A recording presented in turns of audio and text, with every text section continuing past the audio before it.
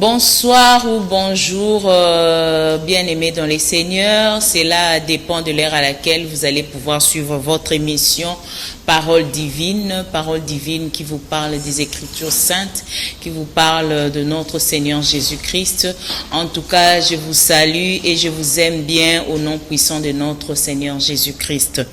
Comme le Seigneur a voulu, aujourd'hui, nous allons encore partager sur un thème qui est encore très capital, c'est le destin de Dieu dans la vie de ses enfants ou soit dans la vie de ceux-là qu'il a choisis pour accomplir une mission. D'entrée de jeu, nous allons d'abord définir c'est quoi le destin. Le destin désigne une puissance supérieure à la volonté humaine qui régirait le cours des événements. Cela suppose que l'histoire à venir d'un individu ou d'une société serait déjà écrite et ne pourrait être modifiée par l'homme. Comme déjà la définition nous le dit, donc c'est déjà l'histoire d'une personne qui est écrite selon une volonté supérieure. Quand on dit volonté supérieure, ce n'est que la volonté de Dieu. Donc, une histoire qui est déjà écrite, qui ne peut être modifiée par l'homme. C'est ça le destin. Lorsque vous êtes déjà choisi, lorsque le Seigneur vous a déjà choisi pour accomplir une mission, personne ne peut changer cette décision prise par le Seigneur Jésus-Christ. Personne ne peut changer votre destinée. Le destin, des fois, n'est pas connu d'avance. Mais seulement, vous allez passer de moments, des épreuves, des situations qui vous conduiront à votre destinée. C'est ça le destin. Donc, une volonté supérieure. Quand on dit une volonté supérieure, cela veut dire que c'est une volonté venant du Seigneur, venant du Messie, venant de Dieu pour notre vie. Quand j'ai dit notre vie, parce que moi aussi je fais partie de ceux-là. Et pour ne pas aller loin, dans mes réflexions, j'aimerais quand même que nous puissions déjà voir quelques personnes dont leur destin ou leur destinée a déjà été établi ou fixé par Dieu. En premier lieu, nous allons voir une dame, une femme que j'aime beaucoup. Celle qui avait porté le Messie dans son ventre. Celle qui avait accepté la mission qui lui avait été confiée par Dieu. Ce n'est que Marie. Marie, la mère du Christ, celle qui a porté Jésus-Christ sur la terre. Marie, cette femme, avait aussi ses ambitions à elle. Elle voulait se marier. Nous connaissons quand même l'histoire. Elle voulait se marier à Joseph. Mais elle ne savait pas que son destin allait être, ou soit ses projets allaient être bouleversés par le destin que Dieu avait déjà établi pour elle. Donc c'est Dieu qui établit les destins, nos destins dans nos vies. C'est lui qui le sait et c'est lui qui le connaît. Marie a accepté la mission qui lui a été confiée par Dieu. Quand bien même qu'il avait déjà ses ambitions, quand bien même qu'elle avait déjà ses projets. Mais le jour où Marie a entendu la voix du Seigneur au travers l'ange de Dieu qui lui a confirmé la mission qu'elle devait porter, la mission qu'elle devait accomplir. Marie n'avait pas regardé les hommes, mais elle avait tout de suite accepté. Malgré qu'à leur époque, quand tu désobéis, lorsque tu vas à l'encontre des lois établies, Marie devait être lapidée. Mais cela n'avait pas eu lieu parce que c'était déjà sa destinée. C'était déjà le destin que le Maître avait choisi pour elle. Alors nous allons lire dans Matthieu 18. Matthieu 1, 18, on commence à partir du verset 18. Voici de quelle manière arriva la naissance de Jésus-Christ. Marie, sa mère, ayant été fiancée à Joseph, se trouva enceinte par la vertu du Saint-Esprit avant qu'ils eussent habité ensemble. Joseph, son époux, qui était un homme de bien et qui ne voulait pas la diffamer, se proposa de rompre secrètement avec elle. Comme il y pensait, voici un ange du Seigneur lui apparut en songe et dit: Joseph, fils de David, ne crains pas de prendre avec toi Marie, ta femme, car l'enfant qu'elle a conçu vient du Saint-Esprit. Elle enfantera un fils et tu lui donneras le nom de Jésus. C'est lui qui sauvera son peuple de ses péchés. Tout cela arriva afin que s'accomplisse ce que le Seigneur avait annoncé par le prophète. Voici, la Vierge sera enceinte, elle enfantera un fils et on lui donnera le nom d'Emmanuel, ce qui signifie Dieu avec nous. C'était ça le destin de Marie. Marie avait déjà ses programmes à lui. Marie avait déjà calé, comme on dit, une proposition qui lui avait été faite par Joseph pour qu'elle devienne sa femme. Ils avaient déjà peut-être commencé à faire leur programme, mais voilà comment le surnaturel est passé dans la vie de Marie et a tout bouleversé. Joseph également, il avait déjà ses calculs, comme quoi je vais prendre ma femme et nous allons fonder notre foyer. Mais Dieu a tout bouleversé parce qu'ils avaient déjà une mission à accomplir. Joseph devait accompagner Marie par rapport à cette mission. Marie n'avait pas regardé ses ambitions, mais Marie a fait la volonté de Dieu. Lorsque l'ange lui a donné le message, Marie, quand bien même qu'elle a posé quand même une question, celle de savoir comment cela se fera, parce que je ne connais point d'homme. Et l'ange lui a répondu, ça sera par la puissance du Saint-Esprit. C'est comme ça que Dieu a utilisé Marie pour que le Messie puisse venir sur la terre. Et le destin de Marie était entre la main de Dieu, entre les mains de Dieu.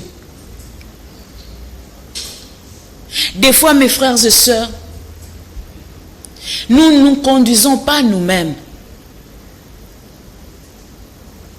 Dieu établit déjà un chemin dans la vie de chacun de nous.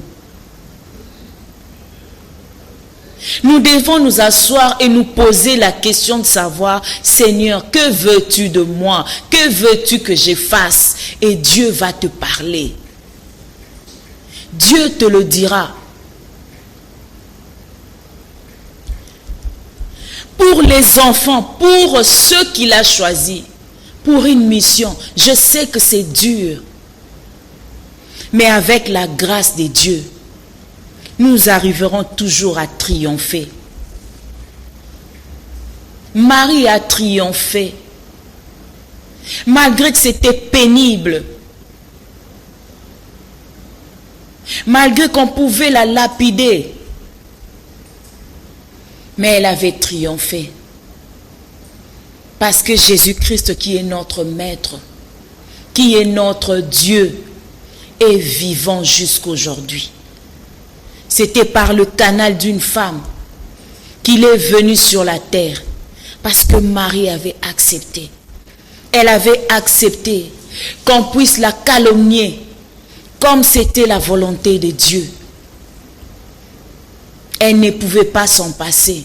Elle ne pouvait pas passer outre. Parce que le destin finit toujours par s'accomplir.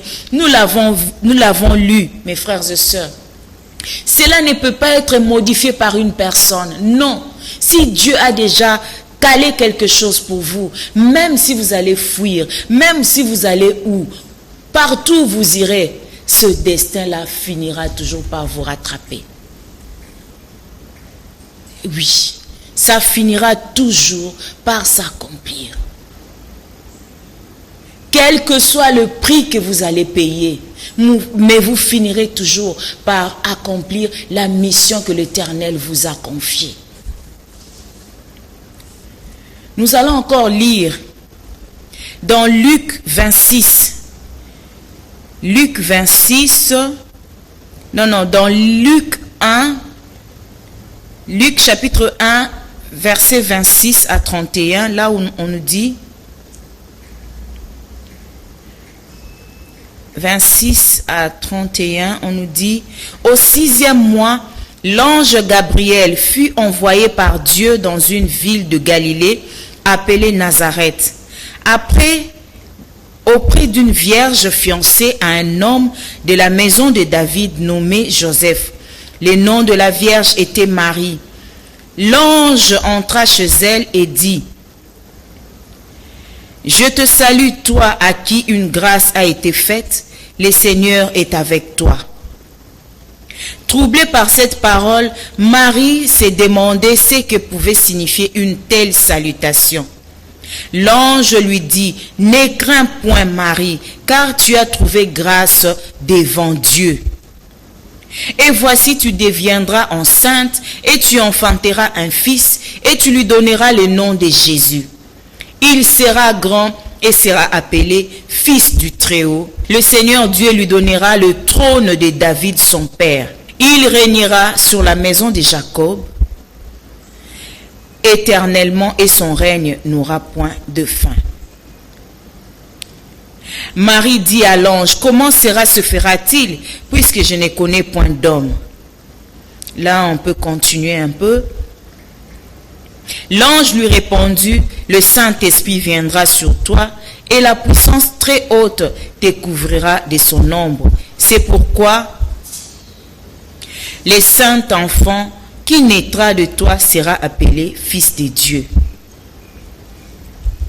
Marie a accepté. Il a accepté le message de Dieu venant par le canal d'un ange qui lui a été annoncé par l'ange Gabriel. En ce moment-là, Marie ne s'est préoccupée même plus de lui. Elle ne voyait que l'accomplissement de ce que l'ange lui avait dit. Et Joseph, malgré tout ce qu'il avait comme programme, malgré tout ce qu'il avait comme ses besoins personnels, ou soit toutes les propositions qu'il pouvait faire à Marie, pour ces instants-là, tout a été arrêté pour que le destin de Dieu puisse s'accomplir, pour que Marie puisse arriver à sa destinée. C'est ça, mes frères et sœurs. Nous devons comprendre la volonté de Dieu dans nos vies. Chacun de nous a son destin. Chacun de nous doit arriver à sa destinée. Moi, je me pose la question de savoir aujourd'hui, est-ce que si on accepte le Seigneur Jésus-Christ aujourd'hui, vous l'acceptez comme votre Seigneur et Sauveur? Cela suppose qu'on devient riche le lendemain? Non. Non, mes frères et sœurs, qu'on ne vous trompe pas. Qu'on ne vous trompe pas. Marie qui a dit que toutes les générations me diront bienheureuse. Et aujourd'hui, je ne veux pas citer les noms des églises ici.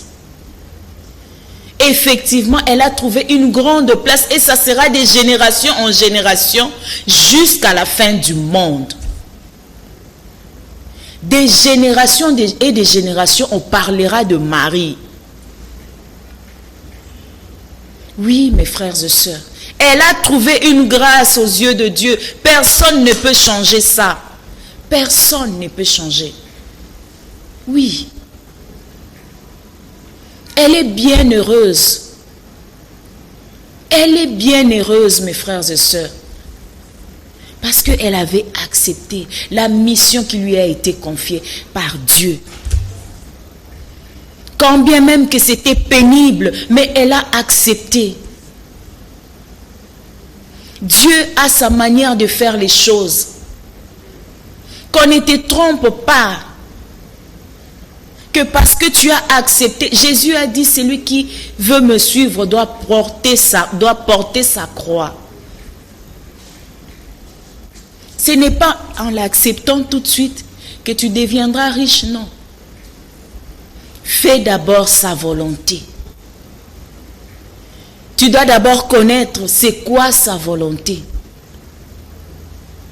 Comme je l'avais dit tantôt, chacun de nous a son destin. Il y a encore une histoire que nous allons lire dans la Bible. Il y a l'histoire de Ruth.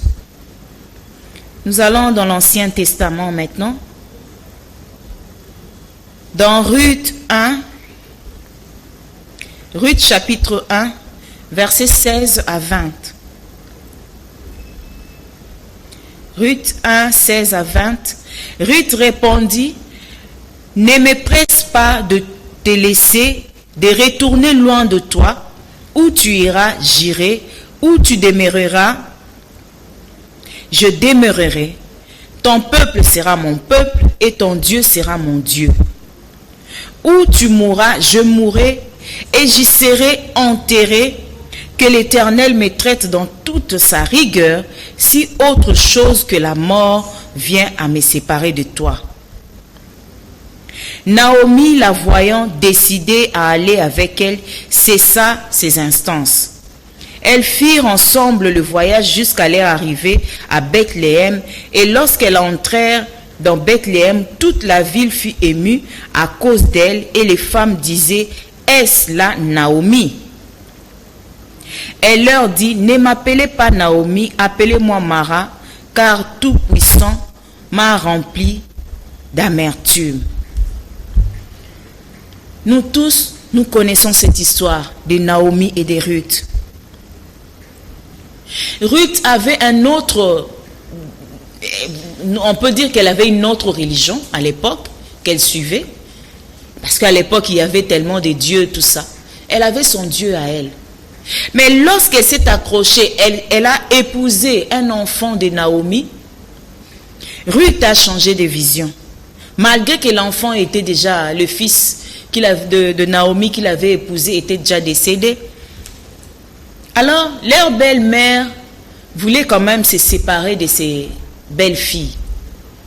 Elle leur a demandé de retourner dans leur famille, dans leur demeure. Alors, Ruth n'a pas voulu. Elle a déclaré ouvertement à Naomi que ton Dieu sera mon Dieu. Où tu iras, j'irai. Seule la mort pourra nous séparer. Vous voyez comment la vie d'une personne a changé. Vous voyez comment la vie de Ruth a changé. Parce qu'elle adorait d'autres dieux. Quand elle dit déjà à sa belle-mère que son Dieu sera mon Dieu, cela suppose qu'elle avait d'autres dieux qu'elle suivait. Mais ce jour-là, en ce moment-là, le destin de Ruth avait changé. Parce que Dieu ne voulait pas, peut-être que Ruth adorait elle était peut-être idolâtre. Elle avait d'autres dieux. Mais Dieu a voulu la récupérer. Parce que Naomi elle adorait un vrai Dieu.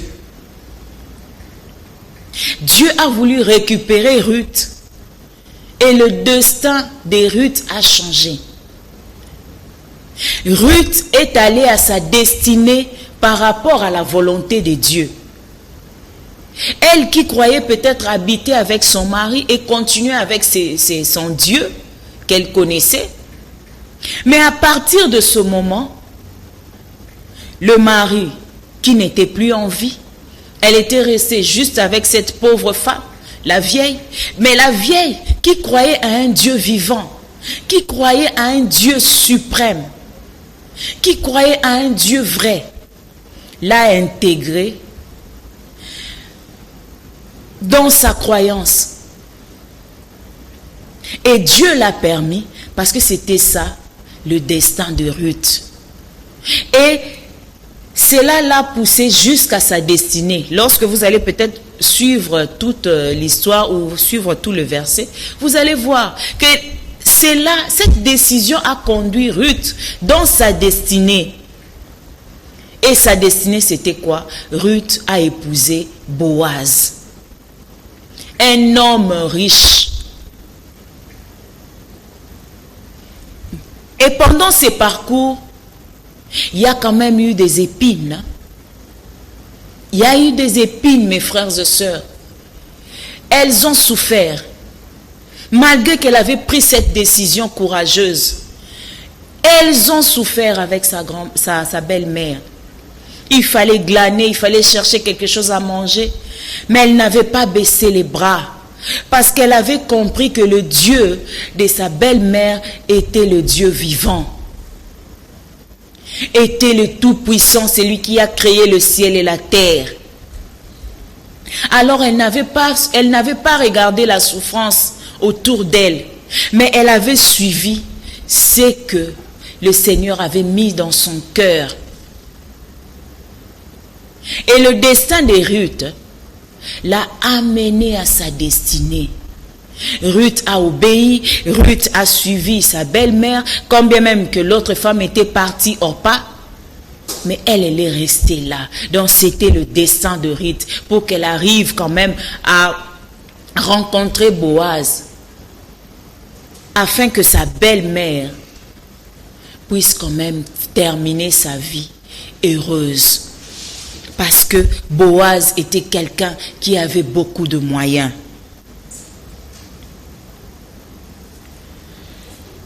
Que Dieu puisse nous aider. Malgré que des fois c'est difficile, mes frères et sœurs. Certains parmi nous, nous avons aussi des appels de Dieu, mais que nous fuyons.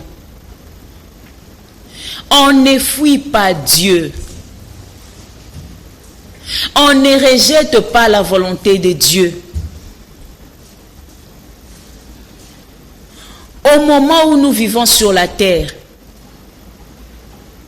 si nous sommes toujours en vie jusqu'aujourd'hui, c'est parce que chacun de nous a un destin.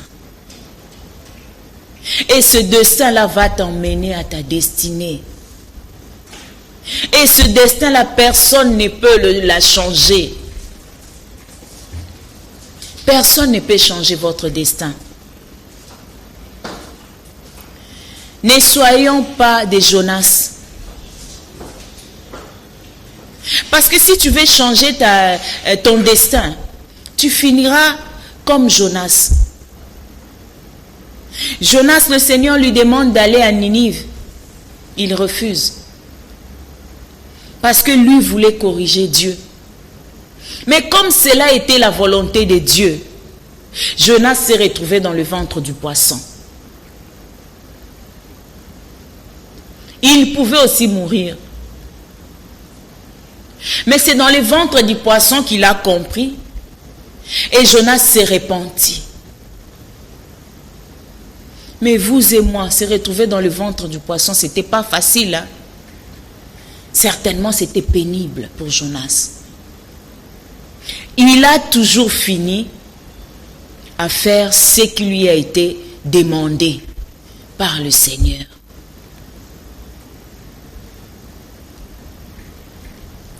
Aujourd'hui, si nous prêchons la parole de Dieu, ce n'est pas parce que nous l'avons voulu, mais c'est parce que le Maître suprême lui-même l'a voulu. Il a bouleversé nos vies. Il a bouleversé ma vie. Moi, je ne me croyais pas prêcher un jour comme ça. Non. Je ne me voyais pas prêcher. Ça ne passait même pas dans ma tête, mes frères et sœurs. Mais or, c'était ça mon destin. C'était ça mon destin. Et le Seigneur Jésus lui-même est en train de me faire avancer comme lui le veut. Pas comme moi je le veux, mais comme lui le veut. Oui, comme Jonas, j'ai fui aussi l'appel. Parce que je voulais faire selon moi et non pas selon Dieu. Mais mes frères, quand vous fuyez l'appel de Dieu, vous allez souffrir. Je vous jure, vous allez souffrir. Jusqu'à ce que vous allez comprendre que le Seigneur veut que je sois à un tel endroit. Au lieu que je à gauche, mais lui, il veut que je sois à droite. C'est comme ça que ça se passe avec le Seigneur.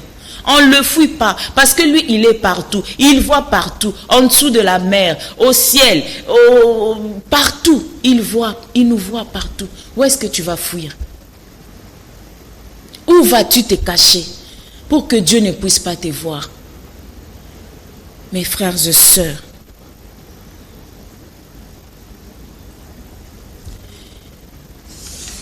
quand le Seigneur trace un parcours pour nous, ce n'est pas pour nous faire du mal, non. C'est pour que nous puissions accomplir une mission. Parce que nous sommes sur la terre comme des passagers. Nous sommes des passagers. Nous allons passer. Nous allons passer. Personne ne restera éternel sur la terre. Mais tant que nous sommes sur la terre, nous devons faire la volonté de Dieu. Tu es peut-être dans les affaires, en train peut-être de vendre le pain et que ça ne marche pas. Pose la question à Dieu. Est-ce que Dieu t'a appelé pour ça? Ou soit il peut aussi t'orienter pour autre chose. Si Dieu ne t'a pas appelé à faire le commerce des pains, mon frère, ma soeur, tu échoueras. Peut-être que lui t'appelle à autre chose. Peut-être à vendre soit des babouches, ou soit à faire autre chose que je ne veux pas peut-être citer ici. Mais toi, tu t'accroches au pain, mais ça n'avance pas. Parce que ce n'est pas ça. Peut-être que tu n'es pas appelé à faire ça. Tu es peut-être appelé à travailler dans un bureau. Mais toi, tu veux seulement rester au marché. Raison pour laquelle ça n'avance pas. Et si tu as étudié, et Dieu veut que tu travailles dans un bureau, dans une entreprise, ou soit dans une société, toi, tu veux seulement rester au marché. Oh non, les salaires là, tout ça. Mais là-bas aussi, ça ne marche pas. Pose-toi la question et rentre chez ton papa, pose-lui la question. Père, que dois-je faire par rapport à mon destin? Qu'est-ce que tu en dis? Il va t'orienter jusqu'à ce que tu arriveras à ta destination. Nous allons encore lire dans Luc 1, 48. Parce qu'il a jeté les yeux sur la bassesse de sa servante, car voici désormais toutes les générations me diront bienheureuse. Amen. Là, on revient encore sur Marie. effectivement, toutes les générations lui diront bienheureuse. C'est jusqu'à la fin du monde. On lui dira toujours bienheureuse. Parce qu'elle a reçu, elle a gardé le message. La promesse de Dieu s'est accomplie au travers de cette femme. Au travers de cette femme. C'était ça son destin. Et sa destinée, c'est la gloire. Toutes les générations lui diront bienheureuse. En tout cas, mes frères et sœurs, parmi ceux qui sont dans la Bible, il y a tellement des exemples. On ne peut que voir l'exemple encore de Moïse. Moïse qui est né dans une famille modeste, mais il a grandi dans la famille des pharaons. Pharaon, le roi d'Égypte. Mes frères et sœurs, il a reçu l'éducation des pharaons, des Égyptiens. Mais tout cela parce que son destin était déjà tracé par Dieu. Dieu savait que c'est lui qui devait libérer les Hébreux. Donc il fallait passer par quelqu'un. Alors Dieu a choisi Moïse. Vous pouvez voir, lire ce verset et vous allez voir comment Moïse a souffert. Je vous ai dit tantôt que Dieu ne les fait pas pour nous faire souffrir, non. Mais seulement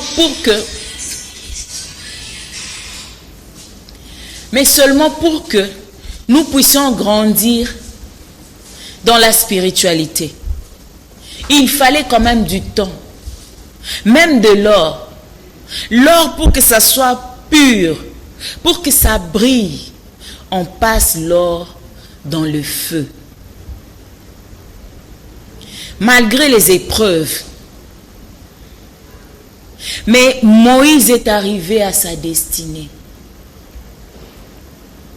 Moïse, son destin, c'était de faire sortir les enfants d'Israël, les Hébreux, de les faire sortir de l'Égypte. Et ce jour-là, lorsqu'il a compris la mission de Dieu qui lui a été assignée, Moïse a refusé d'être appelé fils de la fille de Pharaon. Il a refusé d'être appelé prince. Il est parti pour recevoir les injonctions venant du Père, venant de Dieu. Et lorsqu'il a compris, Moïse est retourné en Égypte pour accomplir cette mission qui lui a été assignée.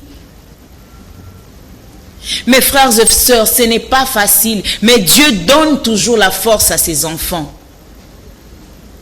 Tu es là, tu te dis non, moi je n'ai pas encore d'enfant, moi je ne me suis pas encore mariée, moi je n'ai pas fait ceci, je n'ai pas fait cela. Attends ton temps. Chacun de nous a son destin. Chacun de nous a son destin. Si pour l'autre c'était à 6 heures, pour toi ça sera peut-être à 12 heures. Attends ton temps. Il ne faut pas brûler les étapes. Quand bien même que c'est douloureux, oui. Mais Dieu lui-même sait ce qu'il prépare pour toi. Et surtout pour ceux qu'il a choisis, mes frères et sœurs. La fin a toujours été glorieuse. Sois patient. Laisse que le destin de Dieu s'accomplisse dans ta vie. Ne brûlons pas les étapes. Comme certaines personnes en font aujourd'hui. Aller chercher soit la magie. Aller chercher soit à adhérer dans des sectes ou dans l'occultisme. pour gagner plus, pour gagner plus vite. Ne faites pas ça, mes frères et sœurs. Là, vous hypothéquez votre vie. Là, vous détruisez votre vie. Attendons les temps de Dieu, parce que le temps de Dieu est meilleur. Il y a encore Joseph. Joseph n'a pas voulu finir esclave en Égypte. Mais Dieu savait que pour que ses enfants, les enfants de Jacob, la génération de Jacob puissent survivre par rapport à la promesse qu'il avait faite à Abraham, il fallait quelqu'un. Raison pour laquelle il avait choisi Joseph. Pour que l'accomplissement de la promesse de Dieu puisse se faire, puisse être matérialisé, il fallait que Joseph passe par tant de preuves de souffrance. Vous connaissez cette histoire. On l'a vendu. Il est arrivé en Égypte. On lui a créé des problèmes, jusqu'à ce qu'il est arrivé à sa destinée. C'était ça le parcours de Joseph. Mon frère, on se moque de toi, tu n'as qu'une chemise. Porte-la. Lavez en eau bien. N'aie pas peur. Ne te gêne pas. Si tu as une parole, si tu as une promesse de Dieu, ça finira toujours par s'accomplir. Parce que le destin de Dieu, personne ne peut le changer. Personne, même pas un homme. Ce que le Seigneur t'a promis, ça s'accomplira. Malgré les décalages, malgré les temps durs, Joseph a souffert, mes frères et sœurs. Marie également, en tant qu'humain, elle a souffert. J'ai mes projets, mais maintenant, qu'est-ce que je dois faire? Je dois faire la volonté de Dieu. Mais ce n'est qu'à la fin qu'on a les résultats palpables. Et la gloire de Dieu éclate toujours dans la vie de ses enfants. N'est-ce pas que Moïse avait fait sortir les enfants d'Israël dans la souffrance? Oui. Quand bien même que lui-même n'a pas vu Canaan, mais il était heureux. Parce que la promesse de Dieu s'est accomplie. Alors moi, je viens vous encourager aujourd'hui. Ne craignons pas, mes frères et sœurs. Chacun de nous a un destin. Même si aujourd'hui tu ne vois encore rien, accroche-toi à ton Dieu. Et tu arriveras à ta destinée. Que le Seigneur vous bénisse. Que Dieu vous accorde la paix. Et je m'aimerais encore inviter ceux-là qui n'ont pas reçu Jésus-Christ comme leur Seigneur et Sauveur de le faire avec moi. Éternel Dieu Tout-Puissant, je t'accepte d'être mon Père. Jésus-Christ, je t'accepte dans ma vie.